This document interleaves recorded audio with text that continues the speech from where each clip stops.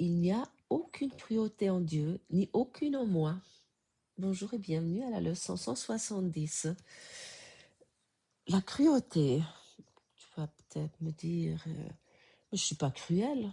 Je ne crois pas vraiment que Dieu est cruel. Si on peut exagérer, effectivement, cette leçon 170 est, peut être un peu surprenant, surtout le titre, parce que, oui, pourtant, cette phrase, elle remet en question, oui, tout le système de l'ego. Parce que, peut-être tu connais ça aussi, notre souffrance, nous croyons depuis toujours qu'elle vient des autres. Tu te réveilles pas le matin et tu dis, ben aujourd'hui je vais souffrir. Tu crois que c'est à cause de quelqu'un qui t'a blessé, ou quelqu'un qui m'a rejeté, ou quelqu'un qui m'ignorait, ou peut-être quelqu'un qui t'a trahi.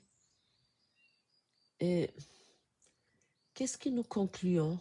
Que nous devons nous protéger. Et nous construisons des défenses qui prennent 1000 formes. Parfois, ça semble très évident, des formes de défense. Le reproche. Ah, tu m'as fait ça. Ah oui alors. Ah, tout ce que tu penses sur moi, etc. C'était pas juste. Ou ça peut être la colère. Ah mais franchement, j'en ai marre ce que tu as dit. Franchement, ça va pas. Je suis pas d'accord avec toi. C'est inadmissible. Alors, on me traite pas comme ça. Tu es quelqu'un de malhonnête. Et, etc. Ça peut être, ouais, ça peut être vraiment des différentes formes. Mais ça peut aussi être beaucoup plus subtil. Le silence. Tu connais ça, peut-être tu fais partie de ceux-là. Les boudeurs, les boudeuses, la froideur. Je te punis avec ma froideur maintenant. C'est... ouais, tu vois ça peut-être entre des couples, on voit ça aussi. Tu m'as dit quelque chose qui m'a pas convenu, maintenant, voilà, je t'ignore. Ou l'irritation, qui peut prendre de nombreuses formes, ou simplement le besoin d'avoir raison, un de nos grandes stratégies. Ou la méfiance, on connaît ça très bien aussi. Ouais. Ah non, là, faut que je sois prudent dans ce que je dis. Ah oui, lui, elle, ouais, il m'a déjà essayé de me rouler dans la farine l'autre fois. Là, maintenant, je me laisse plus faire. Ou peu importe. Ah oui, je sais qu'elle dit des choses derrière mon dos. Donc, je ne veux vraiment pas lui raconter ça parce qu'elle va à nouveau le raconter plus loin, même si elle dit qu'elle est ma meilleure amie. Ou la séduction. Ah, la séduction, je connais très bien. On est souriante, on est sympathique, on est gentil, on est, on est amusante. Voilà.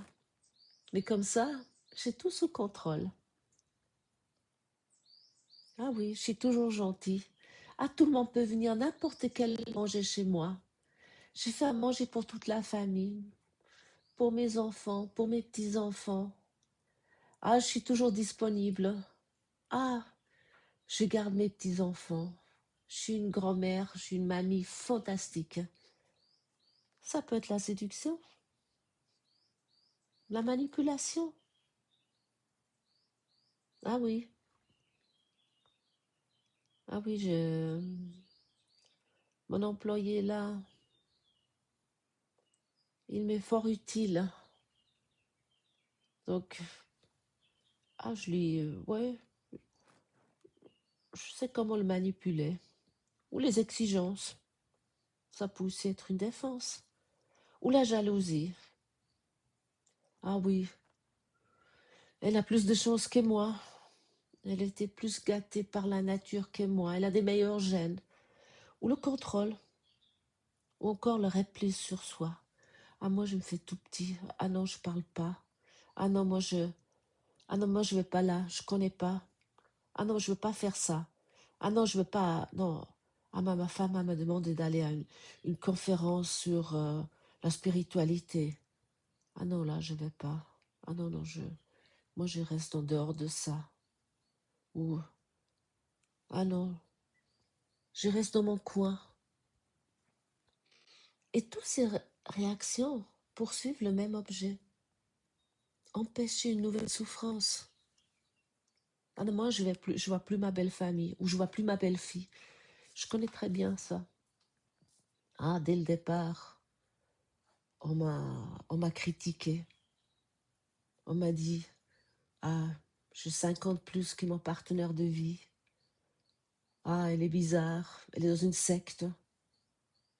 Et ouais, je pense elle est pas normale. Elle doit avoir un problème psychologique. Tout ça, j'ai entendu. Donc, qu'est-ce qu'on fait? Toutes ces réactions que je viens vous énumérer, on utilise nos différentes stratégies pour empêcher une nouvelle souffrance.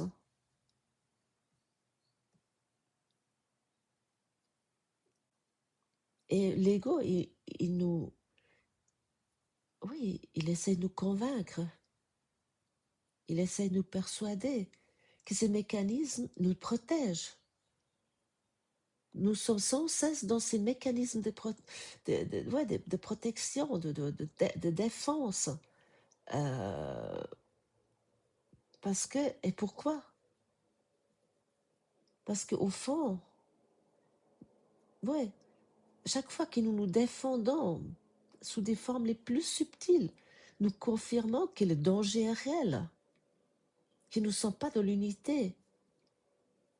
Mais Jésus affirme exactement le contraire. Parce que autrement, lorsque nous restons dans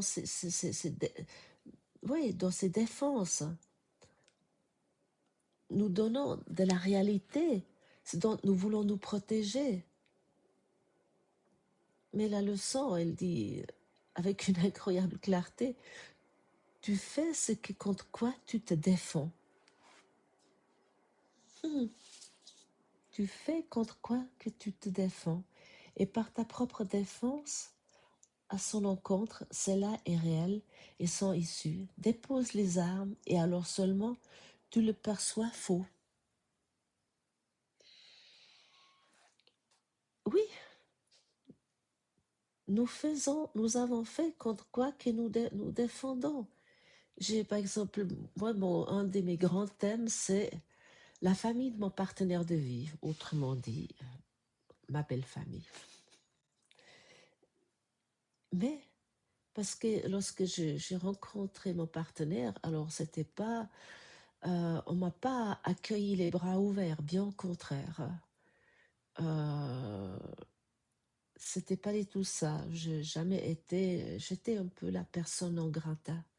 Pas qu'un peu. Ah, qu'est-ce qu'il fait avec cette vieille? J'ai 50 plus. Que lui, ah oui, en plus, ah oui, elle est bizarre. Elle est pas comme nous. Elle est quand même farfelue. Ah, puis comme elle s'habille, quelle extravagance.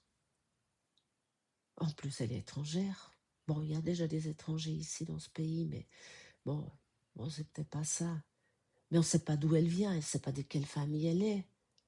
Ah, et ainsi de suite. Mais qui a fait ça? J'ai fait ce contre quoi je me défends. Parce que, en fond, ça vient de moi. C'est ma projection de séparation. Et ça m'a pris assez longtemps d'admettre ça, malgré que j'avais déjà le cours, de ne pas aller dans la victimisation, de me dire, ah oui, en plus, la sœur de ce jeune homme, qui est entre-temps un peu moins jeune, comme moi d'ailleurs aussi, elle m'a dépeint vraiment comme oui, la personne la plus horrible Et puis, comme ouais, genre, des tierces personnes m'ont apporté ça. Mais il faut pas que j'oublie que moi, je fais tout cela. J'ai voulu la séparation. Mais ça demande une énorme honnêteté. Et le paradoxe, c'est nous croyons que nos défenses nous rendent plus forts, alors qu'elle entretient précisément ce qu'elle cherche à éviter. Parce que bien sûr, je me suis dit, ouais, mais là, je suis la victime. Là, bah, moi, j'ai raison. Ils n'ont rien compris, ces traditionalistes, ces ringards, ces coincés, ces gens qui ne sont pas ouverts d'esprit. Donc, voilà. Mais je me suis dit ça très subtilement, pas comme ça peut-être vraiment, entre moi et moi parfois, mais après je dis, bon, j'ai le cours. Voilà, ils sont pas encore là. Ils sont, ma foi, ils sont pas encore sur sur ce chemin. Et ouais, mais c'est une attaque. Mais l'attaque, en réalité, ne protège jamais. Elle nourrit la peur. Et cette peur finit par devenir notre Dieu. Pourtant, je ne me suis pas dit j'ai peur d'eux, pas du tout. Hein. Moi, c'est très subtil. Mais la peur vient de quoi? Elle vient de la séparation. Et cette peur finit par devenir notre Dieu. Et ça, c'est une image fort employée. Lorsque nous faisons confiance à la peur plutôt qu'à l'amour, nous adorons inconsciemment un faux Dieu. Et comme c'est dit dans cette leçon, nous croyons que la dureté est une force, ou la vigilance une sagesse, ou la méfiance de l'intelligence, ou je ne sais pas, toi, je sais pas, on a tous nos stratégies, ou que l'agressivité nous permet de survivre. Oh, il y a cette phrase, l'attaque est la meilleure défense, hein? Et combien de fois les personnes font ça? Ah, moi, voilà, je rentre directement dans l'art. Et comme ça, on se tient à carreau avec moi. Et ça, c'est une stratégie. J'ai beaucoup de gens, beaucoup des dirigeants. Si tu as peut-être des employés, euh, tu, tu as peut-être une certaine agressivité envers eux. Mais comme ça, tu te sens fort, tu te sens pas attaqué. Mais ce Dieu de peur, Dieu de séparation, il exige un prix immense. Parce que ça nous prive de quoi? De la paix. Et car vivre dans la défense, c'est vivre en permanence dans l'attente d'une attaque. Nous sommes en permanence sur nos gardes. Et nous devenons prisonniers de de notre propre système de protection. Et c'est un mécanisme qui est collectif. Oui, nous partageons tous le même système de pensée. Nous avons tous le même ego, un ego. Nous sommes tous un aussi dans l'ego. Mais nous avons tous également accès à autre chose, à l'unité, à ce qui nous a jamais quittés. Nous avons aussi tous accès au Saint-Esprit. Pour cette raison, lorsque quelqu'un nous semble nous attaquer ou critiquer ou blesser, que voyons-nous? Voyons-nous un ennemi? Déjà, honnêtement, de se poser la question d'où ça vient? Parce que si ça vient de quoi? Ou je connais aussi quelqu'un qui s'est fait licencier après 25 ans. Et puis, lorsque je l'ai rencontré, il m'a dit, mais moi, j'ai rien fait, j'ai toujours voulu le meilleur pour... il était directeur d'une société, j'ai toujours voulu le meilleur pour cette société. Mais bien sûr, il a réussi à monter cette société qui était beaucoup plus petite à la base, c'est une grande société, qu'il était directeur.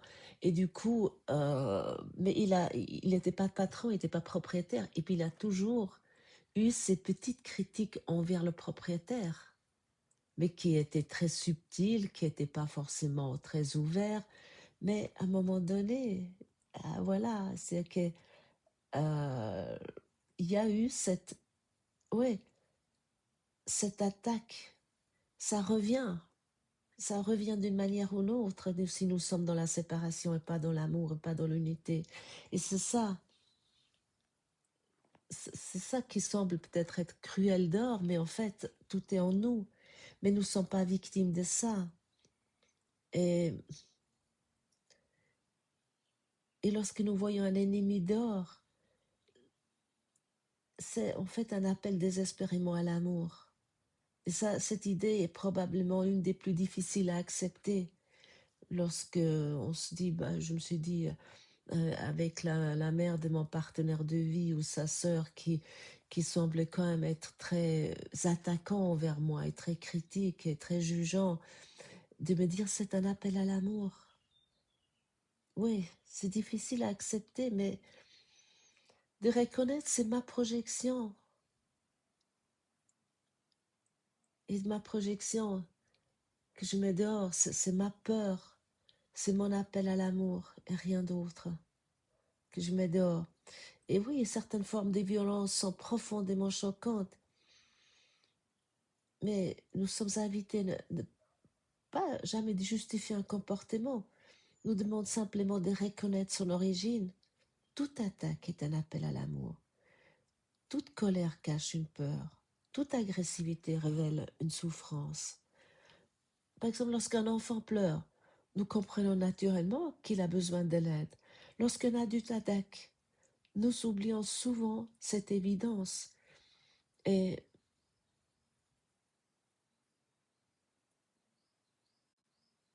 nous répondons, si nous répondons à la peur par davantage de peur, le cercle continue. Et on ne demande pas ici d'être naïf, non. Et on ne nous demande pas de tout accepter.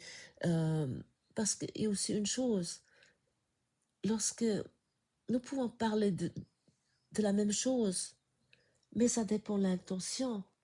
Je ne dois pas devenir un paillasson envers la famille de mon partenaire de vie ou envers toute cette famille.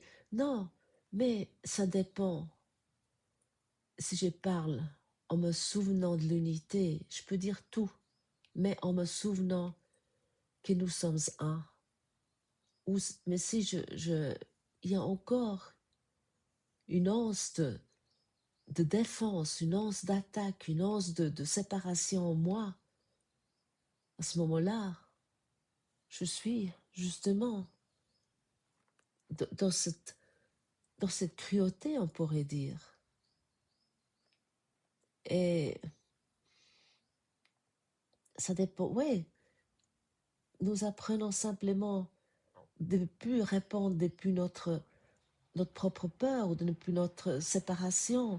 Et lorsque nous répondons avec la même énergie que celle que nous recevons, nous entretenons l'illusion de la séparation.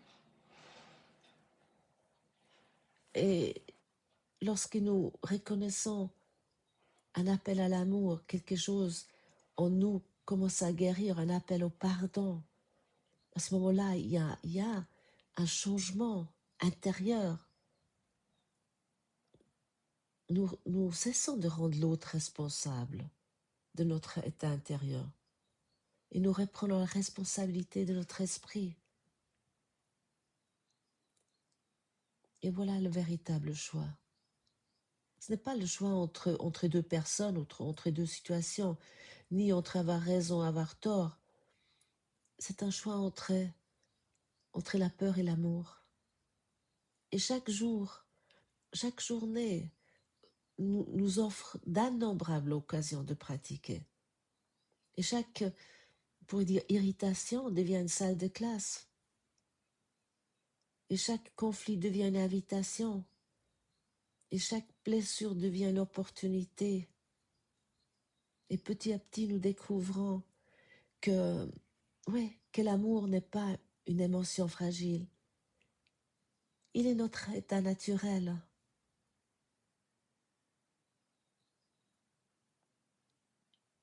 Et la leçon aujourd'hui nous rappelle finalement une vérité essentielle. Il n'y a aucune cruauté en Dieu, puisqu'il nous a créés à son image. Il n'y a au plus profond de nous, aucune cruauté non plus. La cruauté appartient au rêve de l'ego. L'amour appartient à notre réalité. Et nous pouvons déposer donc à choisir. Nous pouvons donc choisir à déposer les armes. Non pas parce que le monde devient moins menaçant, mais parce que nous reconnaissons enfin que l'amour est notre véritable protection. Et lorsque nous répondons à chaque appel par l'amour plutôt que par la peur, ainsi nous découvrons progressivement que l'amour n'est pas seulement une réponse possible, elle est la seule réponse naturelle. Merci d'avoir passé ce moment avec moi et je vous retrouve demain.